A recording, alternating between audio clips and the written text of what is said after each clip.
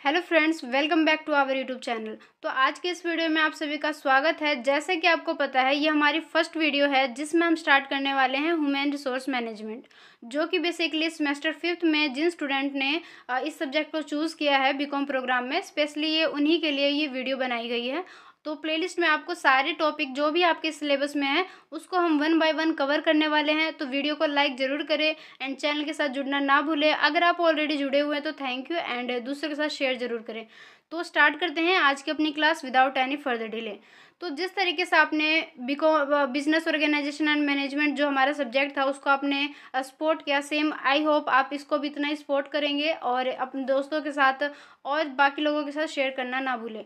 तो first of all आपको मैं कंटेंट दिखा देती हूँ कि आपका जो सिलेबस है इसमें बेसिकली किन किन चीज़ों को इंक्लूड किया गया है। तो सबसे फर्स्ट यूनिट 1 है जिसके अंदर 3 लेसन आते हैं। कॉन्सेप्चुअल फ्रेमवर्क ऑफ HRM, ये हमारा फर्स्ट लेसन है। Organisation and policies of human resource, ये हमारा second lesson. And human resource planning, ये हमारे थर्ड लेसन है। तो 1 बाय 1 हम इन सभी को स्टार्ट करने वाले हैं। तो वीडियो के एंड तक जरूर बने रहे। साथ ही वीडियो अगर आपको पसंद आए तो वीडियो को लाइक करना एंड चैनल को सब्सक्राइब जरूर कर लेना। तो स्टार्ट करते हैं आज की अपनी क्लास। तो सबसे पहले देखो, आपको ये चीज़ पता होना चाहिए कि HRM क्या है। ह्यूमन रिसोर्स मैनेजमेंट, जैसे कि आपको पता है ह्यूमन का मतलब है मनुष्य प्राणी, जो कि हम सब हैं। रिसोर्स का मतलब होता है स्रोत, जितने भी आपको रिसोर्सेज मिल जाएंगे जो कि हमारे बिजनेस के अंदर यूज़ किए जाते हैं। मैनेजमेंट का मतलब है उन चीज़ों पे हम किस तरीके से कंट्रोल करते हैं, उन चीज़ों को हम किस तरीके से यूज़ करके किसी भी चीज़ को इफ़ेक्टिव तरीके से यूज़ करते हैं, दैट इज़ कॉल्ड मैनेजमेंट। तो जैसा कि आपको पता है HRM ह्यूमन रिसोर्स मैनेजमेंट, तो इसके अंदर काफ़ी इसका जो एरिया है वो काफ़ी बड़ा है। इसके अंदर बहुत सारी चीज़ें इंक्लूड करी गई है। तो इसको हम 1 बाय 1 इनको डिस्कस करने वाले हैं। तो सबसे फर्स्ट देखो, पहले तो हम ये पढ़ने वाले हैं define the human resource management, कि इसको हम किस तरीके से डिफाइन करते हैं, किन चीज़ों को इसके अंदर इंक्लूड किया गया है। उसके बाद हम फिर पढ़ेंगे and appreciate why HR become the new corporate hero. तो उसके बाद हम ये देखेंगे कि किस तरीके से जो ह्यूमन रिसोर्स मैनेजमेंट है एक कॉरपोरेट हीरो की तरह से माना जाता है। तो डिस्कस करते हैं आज की अपनी क्लास। तो ये आपको कुछ दे रखा है स्ट्रक्चर की किस तरीके से हम सारी चीज़ों को 1 बाय 1 करने वाले हैं। सबसे फर्स्ट है इंट्रोडक्शन। तो देखो, इंट्रोडक्शन में मैं आपको बताना चाहती हूँ कि आपको पहले बेसिक नॉलेज होना चाहिए किसी भी चीज़ को डीपली पढ़ने से पहले। तो सबसे पहले है, जैसे कि आपको पता है इंडिया में सबसे ज़्यादा आज के टाइम में हमारा जो बिजनेस है वो ग्रोथ कर रहा है, क्योंकि धीरे धीरे हमारी इकोनॉमी काफ़ी ग्रोथ कर रही है। तो ये चीज़ काफ़ी ज़रूरी हो जाता है कि हमारे कंट्री के अंदर, हमारे बिजनेस के अंदर काफ़ी स्किलफुल, काफ़ी डेवलप्ड हमारे ह्यूमन रिसोर्स होने चाहिए। मीन्स हमारे एम्प्लॉय है जो काफ़ी स्किलफुल होने चाहिए, काफ़ी डेवलपमेंट उनमें होना चाहिए, जिससे क्या है हम अपने बिजनेस के अंदर जो भी हमारे अचीवमेंट है, जो भी हमारे गोल्स है, उनको हम ले सके, प्राप्त कर सके। उसके बाद है relevance and spectrum of human resource management. जैसे कि आपको पता है जो आदमी उस जिसके अंदर स्किल है, एबिलिटीज़ है, एटीट्यूड है किसी भी चीज़ को प्राप्त करने के लिए, या जो हमारी कॉम्पिटिटिव जो एक लाइफ है या एक फर्म के अंदर किस तरीके से कंपटीशन बने रहते हैं, उसके अंदर एक पर्सन किस तरीके से अपने स्किल का यूज़ करके, अपने एबिलिटीज़ का यूज़ करके इन चीज़ों को लेता है, प्राप्त करता है, अपने काम को एक सक्सेसफुल तरीके से कंप्लीट करता है। अब जैसे कि आपको पता है, चलो मान लिया आज के टाइम में कंप्यूटर के हेल्प से हम सारे काम को कंप्लीट कर लेते हैं, बट कंप्यूटर को चलाने के लिए भी एक ह्यूमन ब्रेन का एक तरीके से स्किल होना, उसके अंदर एबिलिटीज़ होनी काफ़ी ज़रूरी चीज़ है, क्योंकि उसको भी एक चलाने के लिए एक ह्यूमन पर्सन की ज़रूरत है। तो इस तरीके से बताते हैं कि ह्यूमन रिसोर्स के ऊपर मैनेजमेंट होना काफ़ी ज़रूरी हो जाता है। Organisation are made of people, जैसा कि आपको पता है ऑर्गेनाइजेशन लोगों से ही मिलके बनता है। एक ऑर्गेनाइजेशन के अंदर जितने भी पीपल है, जितने भी एम्प्लॉय है, उन सभी को मिलाकर ही हम एक नाम देते हैं जिसको हम कहते हैं ऑर्गेनाइजेशन, और जिसके अंदर सारी फंक्शनिंग का काम किया जाता है, सारे उसके अंदर काम किए जाते हैं। अब विदाउट पीपल कोई भी ऑर्गेनाइजेशन जो है वो एग्जिस्ट नहीं कर सकता, क्योंकि हमने जो नाम दिया है ऑर्गेनाइजेशन वो पीपल के एक समूह को ही दिया है, एक ग्रुप ऑफ एम्प्लॉयज़ को हमने एक नाम दिया है, दैट इज़ ऑर्गेनाइजेशन। तो इस तरीके से हमारे बिजनेस के अंदर जितने भी मैन हैं, जितने भी मनी का यूज़ कर रहे हैं, जो भी हमारे मटेरियल है, मशीन है, उनको हम कलेक्ट करते हैं, साथ ही उनके बीच में किस तरीके से हम कोऑर्डिनेट करते हैं, उनको हम किस तरीके से अच्छे तरीके से यूटिलाइज़ करते हैं, ये सारी चीज़ें काफ़ी इंपॉर्टेंट हो जाता है हमारे फर्म के लिए, हमारे ऑर्गेनाइजेशन के लिए, हमारे बिजनेस के लिए। तो इससे देखो, ये चीज़ जब इतनी इंपॉर्टेंट है तो इस पर मैनेजमेंट भी होना काफ़ी ज़रूरी है। क्योंकि विदाउट मैनेजमेंट तो ये सारी चीज़ें अनबैलेंस हो जाएंगी, इन चीज़ों को हम संभाल नहीं पाएंगे। तो इससे क्या हमारा जो बिजनेस है वो एक सक्सेसफुल तरीके से नहीं चल सकता। तो इस वजह से इन पे मैनेजमेंट होना काफ़ी ज़रूरी है। उसके बाद है rapid growth of globalisation has increase the number. जैसे कि आपको पता है ग्लोबलाइजेशन के थ्रू हमारे जो इकोनॉमिक है या हमारा जो एक पर्सनल लाइफ है उसमें काफ़ी ग्रोथ हो रहा है, इंक्रीजमेंट हो रहा है। और जैसे कि आपको पता है आजकल एमएनसीज कंपनी का बहुत ज़्यादा नाम है। हमारे इंडिया में भी इस तरीके की बहुत सारी कंपनियां हैं जो काम कर रही है, जिसके अंदर काफ़ी स्किलफुल पर्सन को लिया जाता है। अब स्किलफुल पर्सन को लिया जाता है तो पहले तो स्किलफुल पर्सन भी तो होने चाहिए। तो कहने का मतलब है कि ह्यूमन रिसोर्स मैनेजमेंट इस तरीके का होना चाहिए कि हम अपने कंट्री के बिजनेस को तो इफेक्टिव तरीके से सक्सेसफुल बना के ही रखें, साथ ही जितने भी एमएनसीज कंपनी है उसमें भी अपनी एक गुडविल बना के रख सके, अपनी एक छवि बना के रख सके। तो इस तरीके से हम कह सकते हैं कि जो ह्यूमन रिसोर्स मैनेजमेंट है काफ़ी इंपॉर्टेंट चीज़ है। उसके बाद जो नेक्स्ट टॉपिक है वो है concept and evolution of human resource development, कि किस तरीके से इसका विकास किया जाता है या किस तरीके से जो ह्यूमन रिसोर्सेज का जो डेवलपमेंट है वो किस तरीके से इम्पोर्टेंट है। अब जैसे कि आपको पता है, जिसको हम एचआरडी भी एक शॉर्टकट में कह देते हैं ह्यूमन रिसोर्स डेवलपमेंट को, तो एचआरडी जो है वो एक फ्रेमवर्क है जो कि हेल्प करता है helping employees to develop their personal and organisation skills, knowledge and abilities. तो ये क्या है, हमें हेल्प करती है, हमारे जो बिजनेस के अंदर जितने भी एम्प्लॉय है उन सभी को हेल्प करता है उनका पर्सनल लाइफ में जो भी डेवलपमेंट है उसको इंक्रीज़ करने में, हमारे ऑर्गेनाइजेशन के अंदर जिस भी तरीके की स्किल यूज़ करी जाती है उसको डेवलप करने में, जितने भी एम्प्लॉय काम कर रहे हैं उनके नॉलेज को इन्हेंस करने के लिए, इंक्रीज़ करने के लिए, साथ ही उनकी एबिलिटीज़ को, उनकी दक्षता को भी एक तरह से डेवलप करना, उसको कुशल बनाना, ये काफ़ी इंपॉर्टेंट हो जाता है, जिसको हम नाम देते हैं ह्यूमन रिसोर्स डेवलपमेंट का। तो आई थिंक आपको ये नाम से क्लियर हो गया होगा कि ह्यूमन रिसोर्स डेवलपमेंट एक्चुअल में है क्या। उसके बाद है ह्यूमन रिसोर्स डेवलपमेंट इंक्लूड सच अपॉर्चुनिटीज़ के अंदर, इसके अंदर कुछ अपॉर्चुनिटीज़ को इसमें इंक्लूड किया जाता है, that is employ training, employ career development, performance management, development, coaching, ये सारी चीज़ें इसके अंदर इंक्लूड की जाती है, जिसको हम बोलते हैं ह्यूमन रिसोर्स डेवलपमेंट, जिसके थ्रू किसी भी बिजनेस का, किसी भी पर्सन का, किसी भी एम्प्लॉय का डेवलपमेंट हो पाता है। अब ये जो डेवलपमेंट है इसको हम फॉर्मली यूज़ करते हैं। फॉर्मली यूज़ करने का मतलब है कि हम अपने बिजनेस के अंदर इसको औपचारिक तौर पर यूज़ करते हैं एज अ ट्रेनिंग के थ्रू, एक कॉलेज में एक जो कोर्स प्रोवाइड किया गया है उसके थ्रू। जैसे कि आपको पता है आप पढ़ते भी हो इसीलिए क्योंकि आपको तरह तरह की नॉलेज प्राप्त होती है अपने पढ़ाई के थ्रू, अपने स्टडीज़ के थ्रू। तो ये क्या है, हमारे कॉलेज के अंदर इस कोर्स को दिया गया है ताकि इन चीज़ों के बारे में हम जान सकें, हमें इस तरीके की नॉलेज हो सके। और साथ ही साथ हमारे बिजनेस के अंदर एज हम बिजनेस की बात करें तो इसके अंदर ये काफ़ी इंपॉर्टेंट हो जाता है कि हम अपने एम्प्लॉय को कोचिंग दे सके, उनको डेवलप कर सके हर तरीके से। तो ये काफ़ी इंपॉर्टेंट हो जाता है, जिसको हम बोलते हैं कि ह्यूमन रिसोर्स डेवलपमेंट होना काफ़ी ज़रूरी हो जाता है। ये एक प्रोसेस हो जाता है जिसके अंदर काफ़ी चीज़ों को यूज़ किया जाता है, एक्वायरिंग हो जाता है, ट्रेनिंग, एप्रेशिंग। तो इन सारी चीज़ों को इसके अंदर इंक्लूड करते हुए किसी भी ह्यूमन का जो भी डेवलपमेंट है, उसका स्किल का, उसके जो भी जिस भी तरीके से वो अप्रिशिएट होता है, मोटिवेट होता है, तो उस तरीके से हम उसको कंप्लीट करते हैं, उसको एक डेवलप करते हैं। तो ये हमारे बिजनेस के लिए काफ़ी इंपॉर्टेंट हो जाता है। जैसे कि आपको पता है ये हमारे जो अर्थशास्त्रीय टेलर इन्होंने हमारे साइंटिफिक मैनेजमेंट प्रिंसिपल का इन्होंने रूल और इसके बारे में एक स्टडीज़ भी दिया है काफ़ी। तो इसी में हम इसको आगे डिस्कस भी करेंगे किस तरीके से टेलर ने इनको डिफ़ाइन किया गया, अपनी स्टडीज़ आगे प्रेजेंट किया है लोगों के सामने।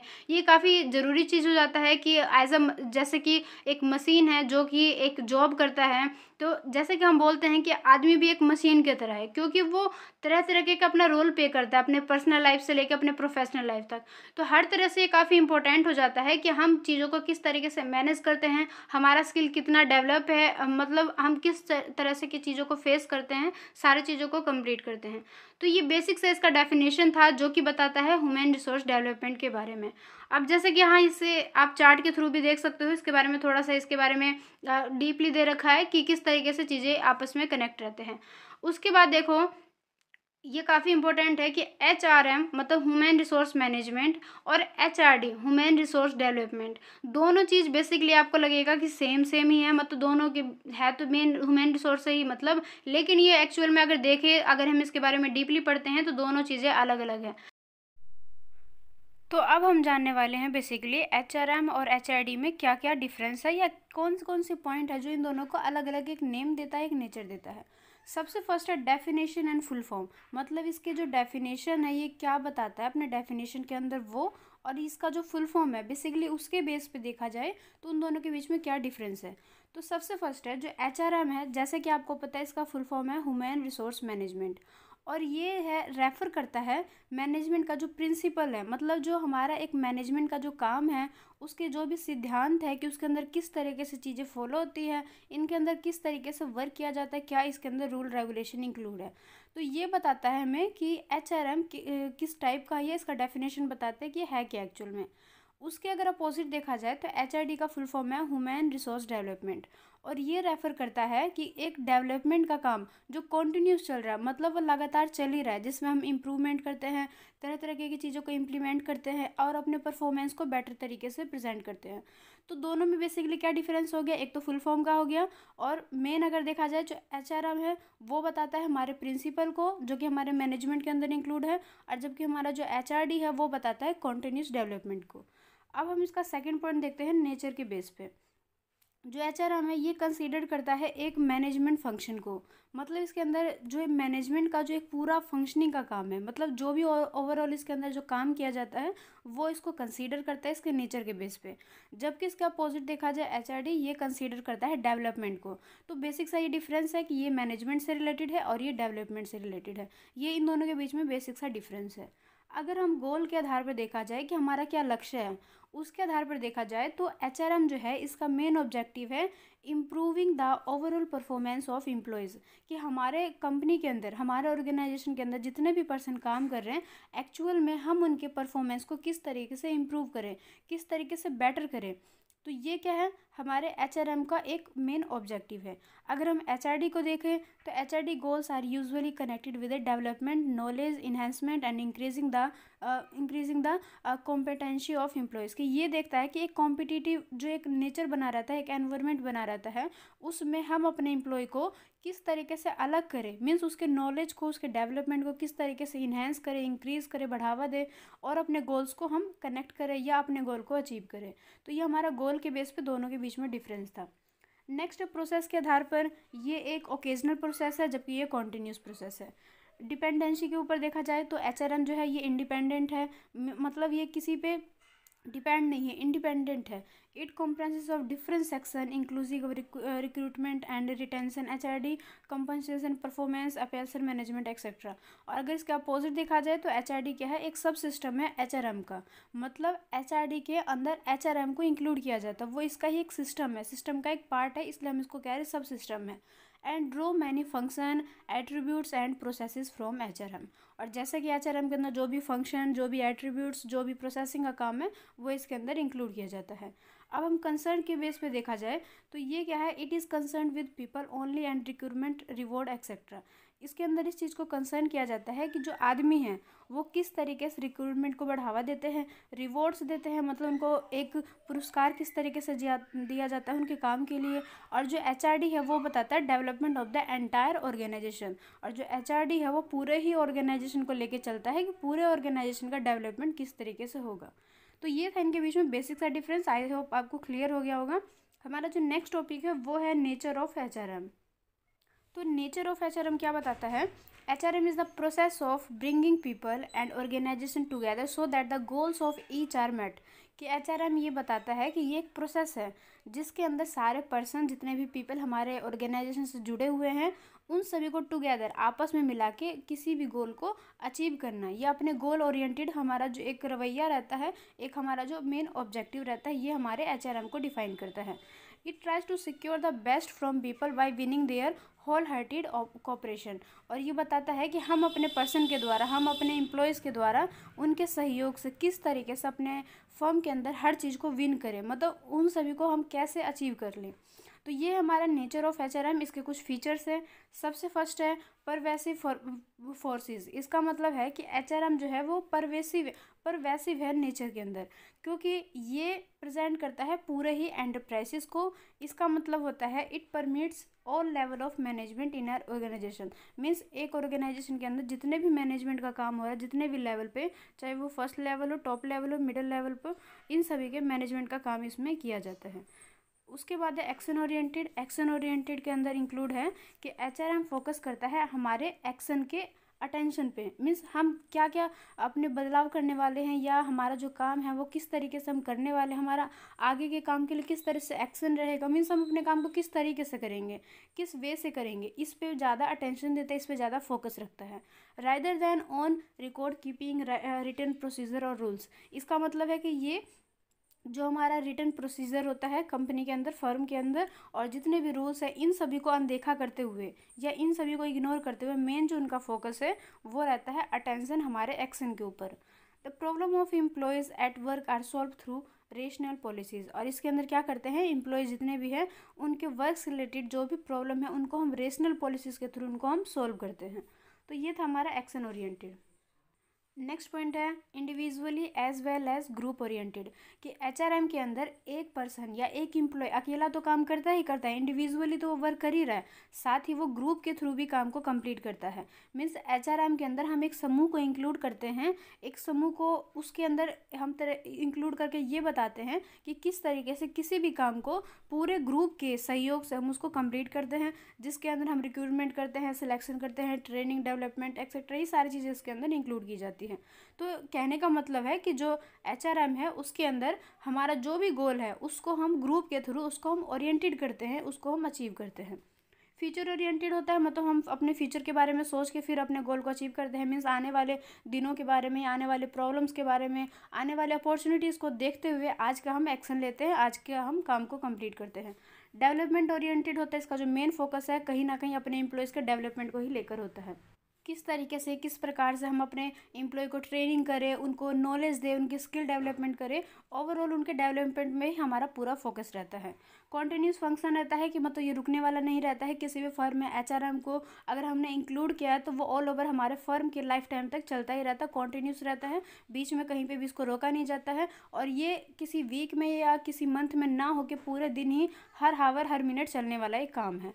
उसके बाद है कि एचआरएम में जैसे कि जितने भी डिपार्टमेंट है उसमें जितने भी हम लाइनिंग है या जितने भी ऑपरेशनिंग का काम है, मैनेजमेंट का काम है, उसको हम क्या करते हैं पर्सनली अपना काम करके या ग्रुप के थ्रू उसको हम इफेक्टिवली प्रेजेंट करते हैं। तो इस तरीके से हम क्या कहते हैं, जो एचआर मैनेजर है ये एक स्पेशलिस्ट एडवाइज़र है, उसको हम एक नाम देते हैं कि जैसे कि आपको पता है एचआरएम काफ़ी इंपॉर्टेंट चीज़ है। तो ओवरऑल अगर देखा जाए तो एचआरएम अगर इंपॉर्टेंट है तो उसका मैनेजर भी काफ़ी इंपॉर्टेंट होगा, क्योंकि सारे काम को तो मैनेज वही करेगा, कंट्रोलिंग का काम वही करेगा। दैट हम कह सकते हैं कि दैट इज़ वाई हम कह सकते हैं कि जो एचआर मैनेजर है उसका एक स्पेशलिस्ट एडवाइज़र का नाम हम दे सकते हैं या उसे एक स्पेशलिस्ट एडवाइज़र के रूप में माना जाता है। उसके बाद है कॉम्प्रिहेंसिव फंक्शन, इसका जो फंक्शनिंग का काम है वो काफ़ी लार्ज है, इसका एरिया काफ़ी वास्ट है, इसके अंदर बहुत सारी चीज़ों को इंक्लूड किया जाता है। तो इसके अंदर हमारे जितने भी लेवल है फर्म के अंदर, ऑर्गेनाइजेशन के अंदर, उन पे जितने भी काम किए जा रहे हैं मतलब ओवरऑल हर काम को इसके अंदर इंक्लूड किया जाता है, काफ़ी कॉम्प्रिहेंसिव हो जाता है, काफ़ी इसका लार्ज एरिया हो जाता है। इंटरडिसिप्लिनरी फंक्शन का मतलब है इसके अंदर जितने भी हमारे डिसिप्लिन को मेंटेन करते हुए अपने फर्म के अंदर, उसके बाद ही हम अपने नॉलेज को, स्किल को, जो भी हमारी एक्टिविटी है उन सभी को हम इंक्रीज़ करते हैं, अपने इंटरनल डिसिप्लिन को जो हमारे एक फंक्शनिंग का काम है उसको हम मैनेज करते हैं, अप्रिशिएट करते हैं अपने एम्प्लॉयज़ को, उनको एक कंट्रीब्यूशन देते हैं उनके सॉफ्ट स्किल को डेवलपमेंट करने में, साथ ही उनके मतलब जो भी उनके सामने एक प्रॉब्लम है या जो भी उनके सामने एक काम है उसको हम डिसिप्लिन में रखते हुए उस काम को कंप्लीट करते हैं। तो ये था हमारा नेचर ऑफ एचआरएम। अब जो नेक्स्ट पॉइंट है वो है objectives of HRM. Objectives of HRM का मतलब है कि एचआरएम ह्यूमन रिसोर्स मैनेजमेंट के क्या क्या उद्देश्य हैं, इसको वो अपने फ्यूचर के बारे में सोच के क्या क्या आज के टाइम में एक्शन लेता है या वो उसका क्या गोल रहता है, क्या चीज़ें वो अचीव करना चाहता है एक्चुअल में। तो सबसे फर्स्ट है to help the organisation to reach its goals, कि सबसे पहले जो एचआरएम है वो हेल्प करता है हमारे ऑर्गेनाइजेशन के अंदर जो भी हमारा गोल है, जो भी हमारी अचीवमेंट है, जो भी हमारी अपॉर्चुनिटीज़ है उनको हम अचीव करना चाहते हैं। ये हमारा फर्स्ट एक पॉइंट रहता है, एक ऑब्जेक्टिव रहते हैं। देन उसके बाद रहता है हमारे जितने भी एम्प्लॉय है उसके स्किल में, उसके एबिलिटीज़ को, उसके वर्क फोर्सेस को काफ़ी इफेक्टिव तरीके से हम उसको कंप्लीट करेंगे, मतलब उनकी स्किल डेवलपमेंट करेंगे, उनकी एबिलिटीज़ को बढ़ाएंगे, उनका पूरा डेवलपमेंट का काम करेंगे। देन उसके बाद पॉइंट है to provide the organisation with well trained and well motivated employees. HRM के थ्रू हम क्या करते हैं, हमारे फर्म के अंदर जितने भी एम्प्लॉय काम कर रहे हैं उनको हम काफ़ी मोटिवेट करते हैं टाइम टू टाइम, उनको साथ ही साथ काम के प्रति उनको हम ट्रेन करते हैं। मीन्स हमारा काम जिससे रिलेटेड है या हमारे फर्म के अंदर जिस भी तरीके का काम है उसमें हम अपने एम्प्लॉय को उनका जो स्किल डेवलपमेंट है उसको हम फुल करते हैं, या उसका जो स्किल डेवलपमेंट है उसको हम काफ़ी ट्रेन करते हैं। तो ये हमारा एक ऑब्जेक्टिव बन जाता है। एचआरएम का मेन ऑब्जेक्टिव यही होता है कि अपने ऑर्गेनाइजेशन के अंदर जितने भी एम्प्लॉय हैं उन सभी के स्किल डेवलपमेंट पे, उनकी एबिलिटीज़ पे, उनका जो भी डेवलपमेंट का काम है उन सभी को हम इंक्रीज़ करें, उन सभी को हम बढ़ावा दें। देन उसके बाद जो नेक्स्ट पॉइंट है वो है to increase the fullest the employ job satisfaction and self actualisation. इसका मतलब है कि हमारे एम्प्लॉय जो भी है उनका जॉब के प्रति जो भी सेटिस्फेक्शन है उसको हम कंप्लीट करेंगे, फुलेस्ट करेंगे। और जब वो अपना सेल्फ एक्चुअलाइजेशन देखते हैं, मतलब जब अपना वो खुद का मूल्यांकन करते हैं, तो हम उनको इस तरीके की एबिलिटीज़ देते हैं, इस तरीके की उनकी स्किल डेवलपमेंट करते हैं कि वो खुद में ही जान सके कि उनका जो क्वालिटी है या उनका जो स्किल है वो काफ़ी डेवलप्ड हो पाया है। जिस तरीके से हम अपने पढ़ाई के बाद देखते हैं कि क्या एक्चुअल में ये चीज़ें हमें समझ आ गया, हम अपना सेल्फ एक तरह से इवैल्यूएशन करते हैं, सेम ऐसे एक वर्क प्लेस पे एक एम्प्लॉय जो है वो अपना सेल्फ एक्चुअलाइजेशन करता है कि क्या वो अपने जॉब के प्रति जो भी उसका स्किल है, जो भी वो काम को करना चाहता है वो काफ़ी इम्प्रूव हुआ है कि नहीं, और साथ ही उसके वर्क लाइफ में जो क्वालिटीज़ है वो काफ़ी इम्प्रूव हुई है कि नहीं हुई है। तो ये था हमारा फोर्थ पॉइंट। इसका नेक्स्ट पॉइंट है to communicate HR policies to all employees. मतलब जितने भी हमारे कंपनीज़ के अंदर हमारे जो फर्म है उसके अंदर जितने भी पॉलिसीज़ बनाए गए हैं, जितने भी नियम कानून या जो भी हमारा आइडियाज़ है, ओपिनियन है, हमारे काम करने का जो एक तरीका है, हमें क्या करना है अगर हम HR वहाँ पे जॉब पे काम करते हैं तो हमें क्या करना है, उन सभी चीज़ों को कम्युनिकेट करना है अपने दूसरे एम्प्लॉयज़ के साथ। मीन्स इन सभी बातों को हमें अपने एम्प्लॉयज़ तक पहुँचाना है। उसके बाद है to develop and maintain a quality of work life. और हमें जो भी हम काम कर रहे हैं अपने प्लेस पे, अपने वर्क प्लेस पे, वहाँ पे हमें अपने प्रोफेशनल लाइफ में हमारे काम के प्रति जो एक क्वालिटी बनी रहती है, जो उसकी गुणवत्ता बनी रहती है, हमें उसको मेंटेन रखना है और साथ ही साथ उसको डेवलप करना है। उसको हमें मेंटेन तो रखना ही है, कंट्रोलिंग तो करना ही है, साथ ही साथ हमें क्या करना है, उसका विकास भी करना है। मतलब अपने काम में तरह तरह के चेंजेस लाना जो कि टाइम के अकॉर्डिंग काफ़ी ज़रूरी हो जाता है। और क्या, क्योंकि जैसा कि आपको पता है विदाउट इम्प्रूवमेंट कोई भी जो सामान है या कोई भी जो प्रोडक्ट है, कोई भी जो सर्विसेज है वो मार्केट में ज़्यादा टाइम तक स्टे नहीं कर पाती है। इस वजह से हमें क्या करना है, अपने वर्क लाइफ को काफ़ी बेहतर बनाना है, उसको मेंटेन करना है, साथ ही उसका डेवलपमेंट करना है। To be ethically and social responsive to the needs of society. और सोसाइटी का हमारे बिजनेस के प्रति जो भी उसका रिस्पॉन्सिबिलिटीज़ बनता है, मतलब एक बिजनेस का किसी सोसाइटी के प्रति कौन कौन से रिस्पॉन्सिबिलिटी बनते हैं, दायित्व बनते हैं, हमें कौन सी जिम्मेदारियां निभानी चाहिए अपने ऑर्गेनाइजेशन में रह के, तो उन सभी की नीड्स को हमें कंप्लीट करना है। और वो भी काम एथिकली करना है, मतलब नैतिक तौर पर करना है। ऐसा नहीं है कि हम कोई भी इलीगल काम करें या कोई भी ऐसा काम करें जिससे हमारे सोसाइटी में, हमारे फर्म की, हमारे बिजनेस का एक गलत गुडविल खराब हो जाता है, या कह सकते हैं कि हमें एक गलत छवि नहीं बनाना है अपना समाज में। तो इस तरीके से हमें क्या करना है, सोसाइटी के जो भी नीड्स है हमारे बिजनेस के प्रति उन सभी को हमें कंप्लीट करना है।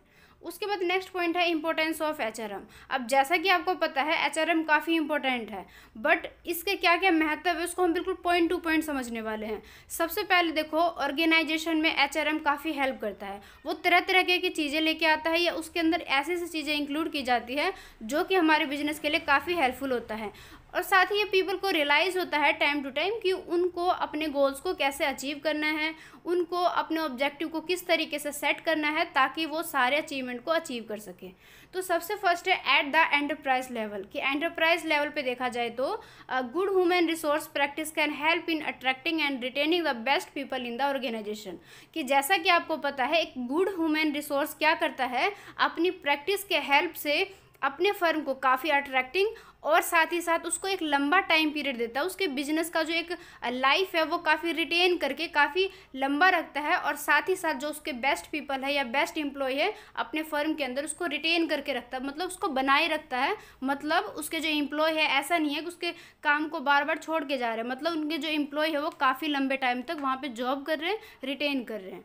उसके बाद है it help in training people for challenging roles, developing right attitudes towards the job and the company, promoting team spirit among employees and developing loyalty and commitment through appreciate reward schemes. इसका मतलब है कि साथ ही साथ वो क्या करेगा, अपने पीपल को ट्रेन करेगा काम के प्रति, जो भी उनका रोल है, जो भी उनका डेवलपमेंट का काम है, उन सभी को उनके जॉब के प्रति जो भी रिस्पॉन्सिबिलिटीज़ बनती है कंपनी के अंदर, उन सभी को कंप्लीट करेगा। साथ ही साथ काफ़ी लॉयल्टी से काम करेगा, काफ़ी उनको अप्रिशिएट करेगा। तो ये सारी स्कीमें इसके अंदर इंक्लूड की जाती है। नेक्स्ट इंडिविजुअल लेवल पे क्या करेगा, इंडिविजुअल का मतलब है कि हर एक पर्सन के लिए उसके लाइफ में किस तरीके से मैटर करता है एचआरएम, मतलब उसके लाइफ को, उसके पर्सनल लाइफ को, उसके प्रोफेशनल लाइफ को किस तरीके से अफेक्ट करेगा। सबसे फर्स्ट है it promotes team work and team spirit among employees. तो सबसे पहले क्या करेगा, ये एम्प्लॉयज़ के मन में एक टीम वर्क बनाए रखेगा, उनको प्रमोट्स करेगा, मतलब उनको बढ़ावा देगा लोगों के साथ काम करने का, उनको टीम स्पिरिट प्रदान करेगा, मतलब टीम के साथ सहयोग के साथ काम को करने में उसका मन बनाए रखेगा। उसके बाद है it offer excellent growth opportunities to people who have the potential to rise, और साथ ही साथ जॉब के प्रति जो भी उसकी अपॉर्चुनिटीज़ है उसको ग्रोथ करेगा, और जो भी उनका एक ऊपर की तरफ वो सारी चीज़ें राइज करेगी, मतलब बढ़ेगी आगे की तरफ। It allow people to work with diligence and commitment, और जितने भी पीपल उसके वहाँ पे काम कर रहे हैं वो काफ़ी डिलीगेंस और कमिटमेंट के तौर पर वहाँ पे काम करेगा। तो इससे क्या होगा, इंडिविजुअली उनको काफ़ी बेनिफिट होगा, साथ ही फर्म के लिए भी वो काफ़ी बेनिफिट रहेगा। उसके बाद है सोसाइटी लेवल पे क्या क्या इसके लिए हेल्प है, या इसके क्या क्या इंपॉर्टेंस है। सबसे फर्स्ट है providing suitable employment that provide social and psychological satisfaction to people. तो सबसे पहले क्या करेगा, ये रोजगार प्रदान करेगा जो कि समाज के लिए और साइकोलॉजिकल सेटिस्फैक्शन को कंप्लीट करेगा। मेंटेन करेगा जॉब अवेलेबल को, मतलब कि हम जॉब देंगे, जॉब प्रोवाइड करेंगे तो जॉब अवेलेबिलिटी की जो एक कमी है, लैक, उसको हम दूर करेंगे। जॉब सीकर्स जितने भी हैं उनके जो नंबरिंग है उसको कम करेंगे। क्वालिफिकेशन, नीड्स एंड एप्टीट्यूड को हम बढ़ा के रख के और अपने जॉब पे ज़्यादा से ज़्यादा पर्सन को हम जॉब पे रखेंगे, जिससे क्या होगा, एक सोसाइटी में हमारे जो बिजनेस है उसकी गुडविल जो काफ़ी बेटर तरीके से मेंटेन रहेगा। उसके बाद है जैसे कि ह्यूमन रिसोर्स में देखोगे आप, वेस्टेज हो जाता है। वेस्टेज का मतलब है कि कई बार वो सही तरीके से काम नहीं करते हैं तो उससे फिजिकली, मेंटली उनके हेल्थ पे भी प्रॉब्लम पड़ता है, साथ ही साथ हमारे बिजनेस में भी इफेक्ट पड़ता है। तो हम इन चीज़ों को दूर करेंगे जिससे ह्यूमन रिसोर्सेज का वेस्टेज ना हो, और जो भी फिजिकली और मेंटली जो उनका हेल्थ पे जो एक प्रभाव पड़ता है उन सभी को हम कम कर पाएंगे। तो इससे क्या है, ये सारे उसके इंपॉर्टेंस है जिससे उसको बेनिफिट मिलता है।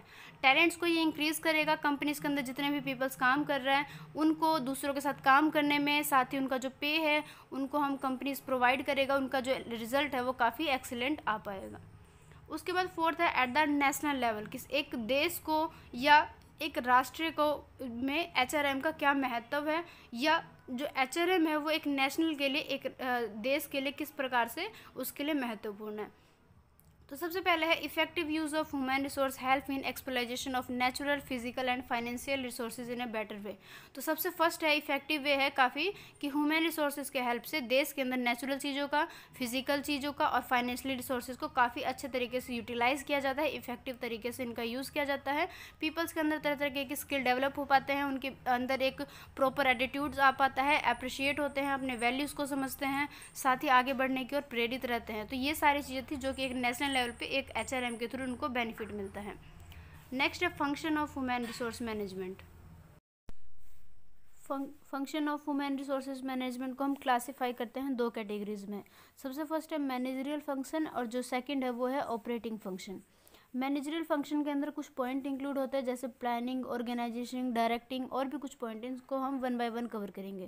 तो सबसे फर्स्ट है मैनेजरियल फंक्शन, जिसके अंदर ये देखा जाता है कि कोई भी मैनेजर अपने फर्म के अंदर किस तरीके से चीज़ों को मैनेज करता है, किस तरीके से चीज़ों को इन्हेंस करता है, साथ ही जो मैनेजर है वो एक ह्यूमन रिसोर्स मैनेजर की तरह परफॉर्म कर पा रहा है कि नहीं पा रहा, और साथ ही जो उसका जो फंक्शनिंग का काम है like planning, organisation, directing and controlling, इसको किस तरीके से वो कंट्रोल कर रहा है, किस तरीके से इसके अंदर फंक्शनिंग का काम जो भी हो रहा है वो कर रहे हैं। तो सबसे फर्स्ट है प्लानिंग। प्लानिंग के अंदर आ जाएगा कि हम अपने फ्यूचर को देखते हुए या फ्यूचर का जो एनवायरनमेंट है, माहौल है, उसको देखते हुए आज की हम इम्प्लीमेंट करेंगे। मीन्स फ्यूचर का देखते हुए आज के टाइम में जो काम करेंगे वो आ जाएगा हमारा प्लानिंग के अंदर। तो प्लानिंग के अंदर हम क्या करेंगे, ट्रेंड्स देखेंगे कि मार्केट में कौन कौन से नए नए चीज़ें में बदलाव हो रहे, वेजेस क्या है, मार्केट की एक जो लेबर का जो ट्रेंड है वो क्या है, यूनियन डिमांड क्या है, इस तरह की चीज़ों को हम चेक करेंगे। साथ ही इन चीज़ों को हम अपने ऑर्गेनाइजेशन के अंदर इम्पैक्ट करेंगे। और अगर देखा जाए in the area of HRM, planning involve deciding human resources goals, formulating human resources policies programme, preparing the human resource budget. और साथ ही इस एरिया में देखेंगे अगर HRM के एरिया में, तो इसके साथ में ये चीज़ें भी देखेंगे कि किस तरीके से ह्यूमन रिसोर्सेज का जो गोल है उसको डिसाइड करते हैं, किस तरीके से फॉर्मुलेटिंग करते हैं ह्यूमन रिसोर्सेज पॉलिसीज़ का, जितने भी प्रोग्राम बनाए गए हैं या जो हमारा ह्यूमन रिसोर्सेज का जो बजट बनाया गया है उसको हम किस तरीके से प्रिपेयर करेंगे। तो मतलब फ्यूचर का जो देखते हुए इन सभी चीज़ों को अगर हम आज के टाइम में इनके बारे में सेट कर लेंगे, डिसाइड कर लेंगे, तो ये कहलाएगा हमारा प्लानिंग। नेक्स्ट ऑर्गेनाइजिंग के अंदर क्या करेंगे, हम अपने ऑर्गेनाइजेशन का एक स्ट्रक्चर जो है उसको हम पहले सेट कर लेंगे। किस तरीके से चीज़ों को आप अपने प्लान को कैसे रियलिटी में उसको ऑर्डर में इम्प्लीमेंट करोगे, या जिस भी चीज़ की हमें रिक्वायर्ड है उसको आप एक सीक्वेंस में किस तरीके से सेट करोगे। जितने भी मेंबर्स हैं हमारे ग्रुप में, या जितने भी हमारे जो वर्क है, अथॉरिटी है, रिस्पॉन्सिबिलिटी है, तरह तरह के जो हमारे रिलेशनशिप है दूसरे पीपल्स के साथ, उसको हम किस तरीके से एलोकेट करेंगे। साथ ही हम integrating there activities towards the common objective, और जितने भी हमारे कॉमन जो एक सामान्य उद्देश्य है उनको आप एक्टिवेट किस तरीके से करोगे, जितने भी एक्टिविटीज़ है उसको आप किस तरीके से इंटीग्रेट करोगे। और इसी वे में देखा जाए तो जितने भी हमारे वर्क प्लेस पे हमारा जो भी रिलेशनशिप है, चाहे हमारे वो पर्सनल लाइफ है, वो फिजिकल फैक्टर, ये सारी चीज़ों को हम डेवलप करेंगे और साथ ही साथ इनका एक स्ट्रक्चर बना लेंगे। मतलब ऑर्गेनाइजेशन के अंदर ये सेट कर लिया जाता है कि जो भी आपका प्लानिंग है उसको हम किस तरीके से ग्रुप में, या जितने भी एम्प्लॉयज़ वहाँ पे काम कर रहे हैं उनके बीच में जो भी अथॉरिटी है, उनके अधिकार है, जो भी उनके उत्तरदायित्व है, मतलब उनके जो भी रिस्पॉन्सिबिलिटीज़ बनती है, दायित्व बनते हैं, उन सभी चीज़ों को हम इसके अंदर डिसाइड कर देते हैं, फिक्स कर देते हैं।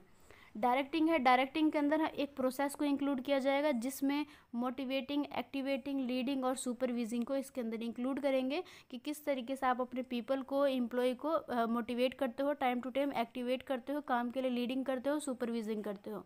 इसके साथ इसके अंदर और भी चीज़ें इंक्लूड है, जैसे कि आप अपने एम्प्लॉयज़ को किस तरीके से प्रिपरेशन करोगे, किस तरीके से उनको प्रिपेयर करोगे हर चीज़ों के लिए। साथ ही a manager can tap the maximum potential of employees through proper direction, और किस तरीके से अपने जो भी एम्प्लॉयज़ हैं उनको हम मैक्सिमम पोटेंशियल को बनाते हैं, उनको एक सही डायरेक्शन दिखाएंगे। ये काम को किस ऑर्डर में करना है, किस तरीके से एक प्रॉपर मैनर होना चाहिए काम को कंप्लीट करने का, वो सारी चीज़ें अपने एम्प्लॉयज़ को समझाएंगे, उनको इन चीज़ों के बारे में बताएंगे। साथ ही directing also help in building sound individual and human relation in the organisation, और हमारे फर्म के अंदर डायरेक्टिंग के थ्रू इन चीज़ों में भी हेल्प करेंगे कि इंडिविजुअली या ह्यूमन के बीच में जितने भी एम्प्लॉय हैं उनके बीच में जो रिलेशन बना हुआ है काम के साथ में और दूसरे तरीके से, तो उनको हम कैसे बिल्डअप करेंगे, उनके बीच में किस तरीके से कनेक्टिविटी और जो भी इनके बीच में एक समन्वय का काम है, कोऑर्डिनेशन का काम है, इन सभी को हम डायरेक्टिंग के अंदर इंक्लूड करेंगे। देन उसके बाद कंट्रोलिंग जैसा कि नाम से ही पता है कि उस पर नियंत्रण रखेंगे, किस तरीके से हम चेक करेंगे, वेरीफाई करेंगे, टाइम टू टाइम चीज़ों को रेगुलेट करेंगे कि किस तरीके से सारी चीज़ें अपने प्लानिंग के अकॉर्डिंग ये चल रहे कि नहीं चल रहे, उसमें किसी चीज़ की चेंजेस की ज़रूरत नहीं है, या जो भी हमने इंस्ट्रक्शन दिया है उसमें किसी भी तरीके के इशू तो नहीं आ रहा, मतलब उसमें कोई भी प्रॉब्लम तो नहीं आ रहा।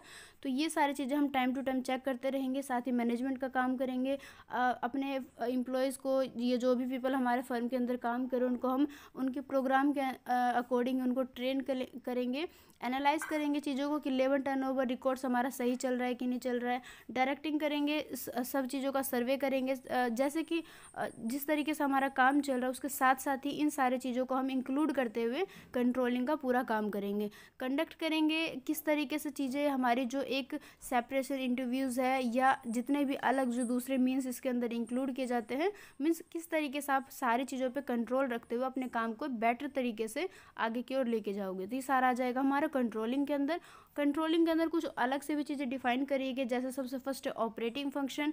इसके अंदर हम ये देखेंगे कि जो भी ऑपरेटिंग का काम है, ये जो भी आप सर्विसेज दे रहे हो अपने फंक्शनिंग के अंदर, अपने काम के अंदर, वो चीज़ें कैसे ह्यूमन रिसोर्सेज मैनेजमेंट के पूरे टास्क को कंप्लीट करने में या आपके डिपार्टमेंट के अंदर जितने भी काम हो रहे हो उसको आप किस तरीके से बेहतर तरीके से कंप्लीट कर रहे हो या नहीं कर रहे हो। तो ये आ जाएगा ऑपरेटिंग फंक्शन का मतलब, जैसे कि आप जो भी काम करो वो सही तरीके से ऑपरेट हो रहा है कि नहीं हो रहा है।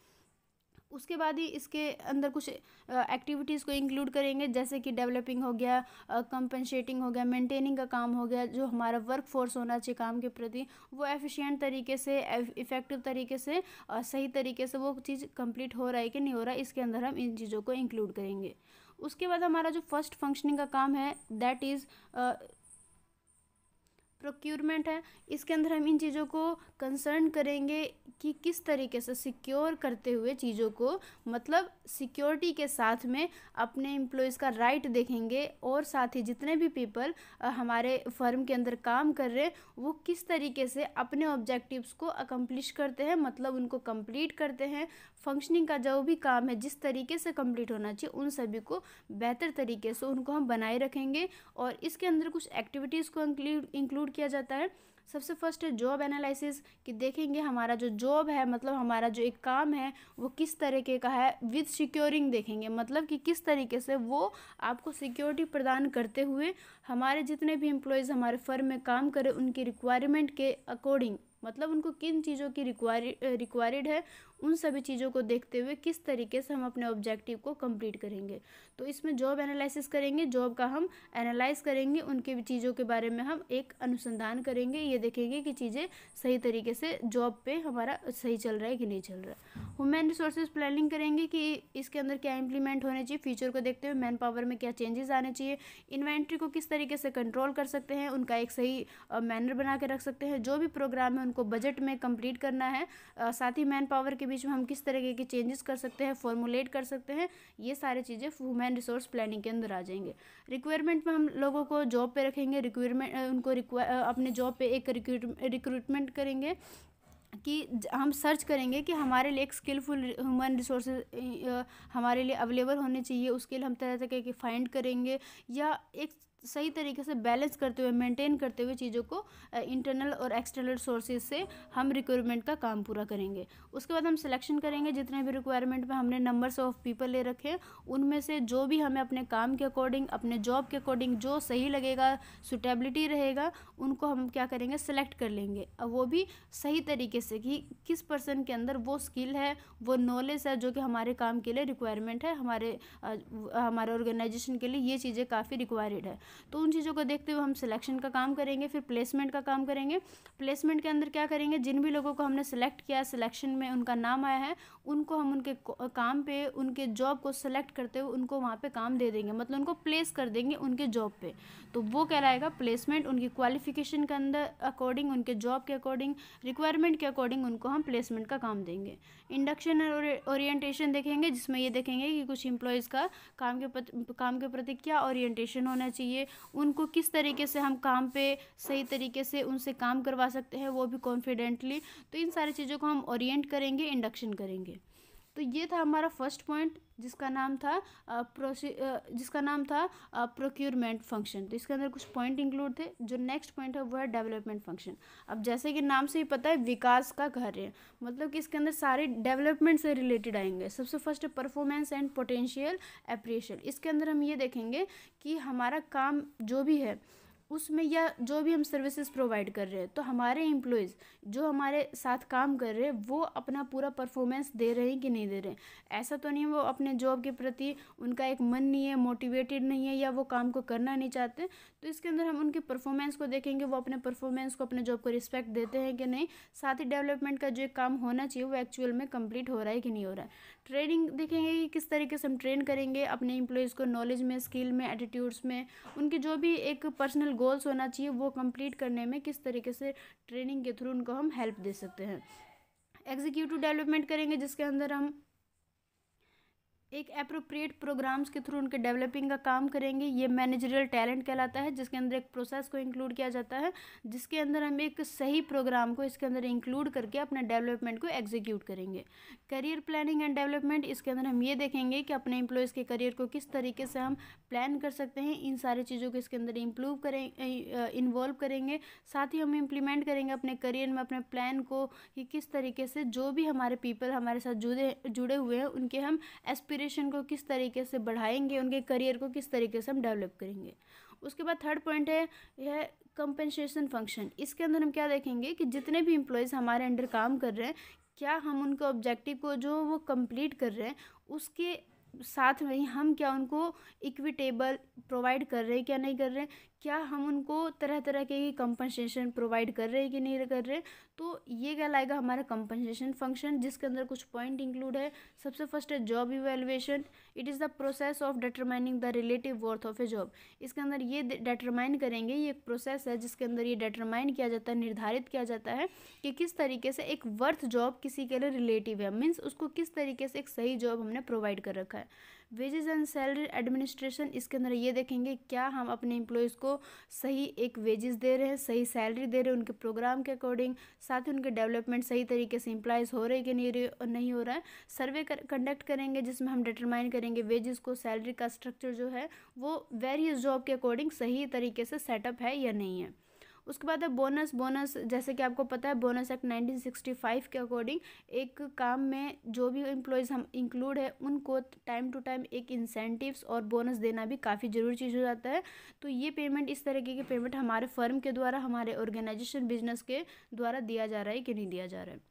फोर्थ पॉइंट है इंटीग्रेशन फंक्शन। इसके अंदर ये देखेंगे कि हम किस तरीके से, ये एक प्रोसेस है जिसमें हम ये देखेंगे कि ऑर्गेनाइजेशन का जो भी गोल है उसमें जितने भी मेंबर इंक्लूड है उनको सही तरीके से रिकाउंसलिंग किया जा रहा है कि नहीं किया जा रहा, जितने भी पर्सन उनको सही तरीके से मोटिवेट किया जा रहा है कि नहीं किया जा रहा। Various financial and non financial incentives, कि इसके अंदर फाइनेंशियली मतलब उनको रुपए दे के या पैसे के उस वे से किस तरीके से हम उनको हेल्प दे रहे हैं, और नॉन फाइनेंशियल भी उनको हम किस तरीके से इंसेंटिव्स दे रहे हैं। मीन्स उनको हम टाइम टू टाइम उनके जॉब में एक बेहतरीन उनको सुविधा दे रहे हैं कि नहीं दे रहे। मतलब पैसे के छोड़ के बाकी जितनी भी फैसिलिटीज़ आ जाएंगी वो हमारे नॉन फाइनेंशियल के अंदर इंक्लूड हो जाएंगे। तो हम ये चेक करेंगे कि नॉन फाइनेंशियली इंसेंटिव्स उनको प्रोवाइड किया जा रहा है कि नहीं किया जा रहा है। जॉब सेटिस्फैक्शन को इसके अंदर इंक्लूड करेंगे कि हमारे जो एम्प्लॉय है वो अपने जॉब के प्रति सेटिस्फाई है कि नहीं है। उसके बाद है मेंटेनेंस फंक्शन। इसके अंदर सारी चीज़ों को, जितने भी चीज़ें हैं जैसे हमारे काम के अंदर, उनको हम ये देखेंगे सारी चीज़ें मेंटेन हो रहा है कि नहीं हो रहा। हमारे जो एम्प्लॉय उनका हेल्थ, वेल्थ, मेंटली और जितने भी चीज़ें इंक्लूड है वो सारी चीज़ें मेंटेन होकर सारी फंक्शनिंग का काम लास्ट में जाके, एंड में जाके कंप्लीट हो रहा है कि नहीं हो रहा। जो भी हमारा पर्पस है, हमारे गोल्स है, हमारे जो भी अचीवमेंट है, क्या हम उनको अचीव करने में अब सही तरीके से मेंटेनेंस बनाते हुए उन चीज़ों को कंप्लीट कर रहे हैं कि नहीं कर रहे। तो इसके अंदर इस चीज़ों को इंक्लूड किया जाएगा, तो इसको हम कहेंगे मेंटेनेंस फंक्शन। उसके बाद हमारा नेक्स्ट टॉपिक है HRM एंड पर्सनल मैनेजमेंट। इसको हम अपने नेक्स्ट टॉपिक में कवर करेंगे, तो आज की क्लास में बस इतना ही करेंगे। तो वीडियो अगर हेल्पफुल लगे, वीडियो अगर आप अच्छे लगे तो वीडियो को लाइक जरूर करें एंड चैनल को सब्सक्राइब करना ना भूलें। मिलता है अपने नेक्स्ट वीडियो में, उसमें हम स्टार्ट करेंगे HRM एंड पर्सनल मैनेजमेंट।